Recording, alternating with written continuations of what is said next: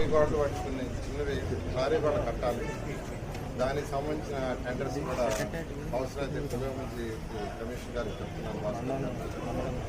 ఈ విధంగా ఈరోజు అంటే ఖజానా ఖాళీ అన్నిటికంటే ఇంపార్టెంట్ ఏంటంటే ఖజానా ఖాళీ. రైతుల కాలం ప్రామిస్ చేశాను. ప్రామిస్ చేసిన ప్రకారం 100 మిలియన్ల రూపాయలు ఖచ్చితంగా చేస్తాం. గత 5 సంవత్సరాలు ప్రభుత్వం వచ్చింటే ఇది ప్రపంచంలో టాప్ 5లో ఒకటి కాదు, 1 అయ్యిండేది.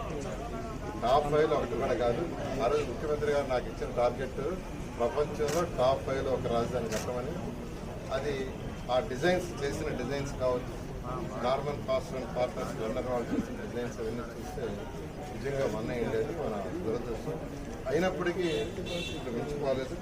రైతులకు ఏదైతే ప్రామిస్ చేసామో ఆ రోజు రేవణ్ గారు కావచ్చు, నేను కావచ్చు, విలేజ్ అన్ని తిరిగి ఇంకా కొంతమంది పార్టీ నాయకులు అవన్నీ కూడా పూర్తి చేస్తాం. ఈ సందర్భంగా గవర్నమెంట్ వాటర్ ఆ వచ్చిన ప్రభుత్వం 3 ముక్కలాట మొత్తం నాశనం చేసింది. అయితే మళ్ళీ ఈ ప్రభుత్వం రాగానే వెంటనే గణపతి గారి ఏరియా అంతా విజిట్ చేశారు. విజిట్ చేసి మంచిగా నాకు అనేక ఈ ప్రాజెక్ట్ వీలైనంత తొందరగా కంప్లీట్ చేయాలి. దాని మీద యాక్చువల్గా ఫైనాన్షియల్ ప్లానింగ్ ఆల్మోస్ట్ ఒక స్టేజ్కి వచ్చింది. అయితే ఈ నేపథ్యంలో ఇక్కడ యాక్చువల్గా 17 అంగన్వాడీ సెంటర్లు, తర్వాత హెల్త్ సెంటర్స్ 16, స్కూల్స్ 14, తర్వాత మల్టీప్లెక్స్ క్యాంపస్ 1, మొత్తం 48 టేకప్ చేశారు.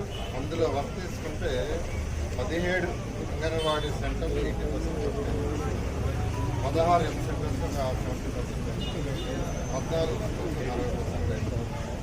అదేవిధంగా స్పెషాలిటీ 50%. అయితే మిగిలిన వర్క్ ఉన్న అధికారులని కాంట్రాక్టర్ అందరినీ సిఆర్డీ కమిషన్ గారు నేను రివ్యూ చేసి వాళ్ళకి కొన్ని సమస్యలు ఉన్నాయి.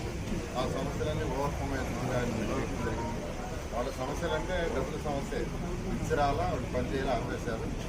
ఆ బిల్స్ ఇచ్చేటట్టుగా నేను ఏర్పాటు చేశాం. ఈ శనివారం లోపల పెండింగ్స్ ఇచ్చే విధంగా ఏర్పాటు చేశాం. వాళ్ళందరికీ ఒకటి అడిగాను, ఎన్ని రోజుల్లో చేయగలరంటే కొందరు వచ్చి బ్యాలెన్స్ వర్కులు 15 రోజులు.